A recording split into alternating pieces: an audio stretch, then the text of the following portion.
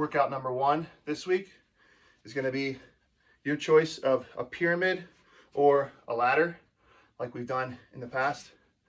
For the pyramid, if you choose the pyramid, that's going to be 5 times through. If you choose the ladder, that's going to be 6 times through. All right, so the ladder will be more volume, a little more work overall. So for the pyramid, if you choose that, it's 5 times through. You start off the first round with 5 reps of each movement, then you go up to 10 for the second round, then 15. That's the high point of the pyramid.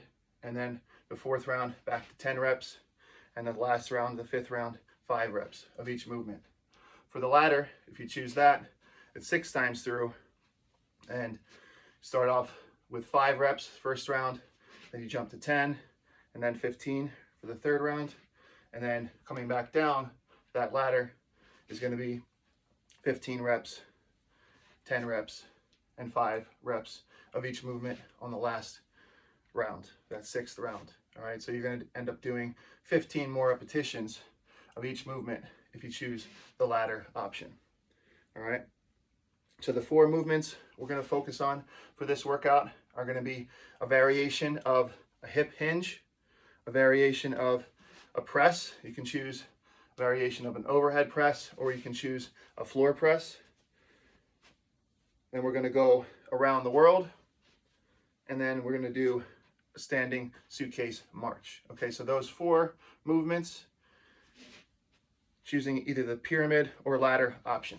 Okay, so for the hip hinge, we have a few options for variations here. Just a standard deadlift, holding the bell with 2 hands, making sure we have a nice stance, nice and balanced, nice and controlled, arms extended, standing straight up, controlling and stabilizing with the glutes. You also have your one-handed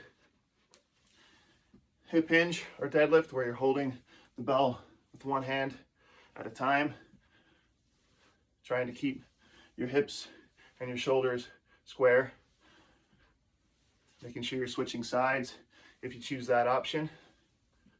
Nice and controlled. We have our split stance option, so 1 foot forward, 1 foot back. Again, holding with one hand, leaning more into that front foot, where the back leg or the back foot is used more as a kickstand, making sure you're switching sides there.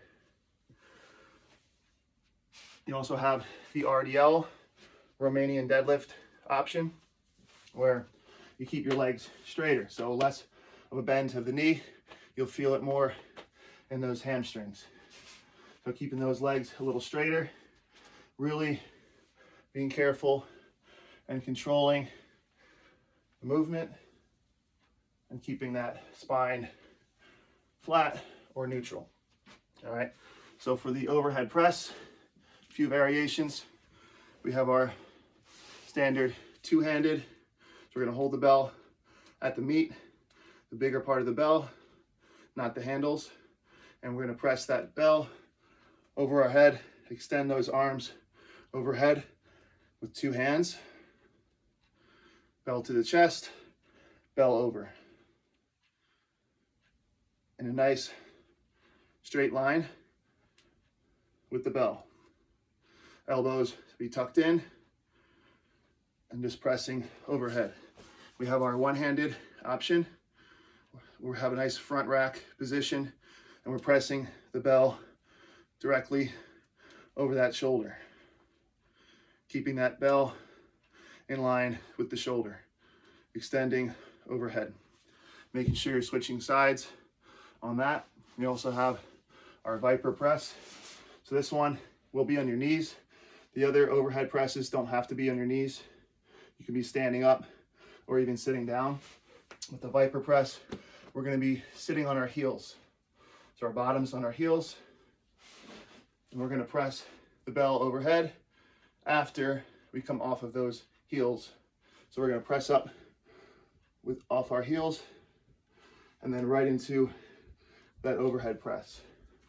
So using a little momentum, coming off your heels, right into that overhead press.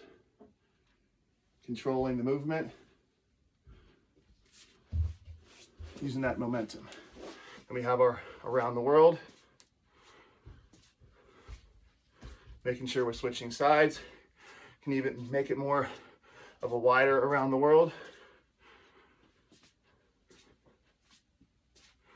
Making sure we're switching sides. And then we have our standing suitcase march, holding that bell at our side, lifting those knees up, nice and controlled. Thinking about balance and keeping our trunk nice and vertical. Making sure we're switching sides there as well. All right, that's workout number 1 for this week.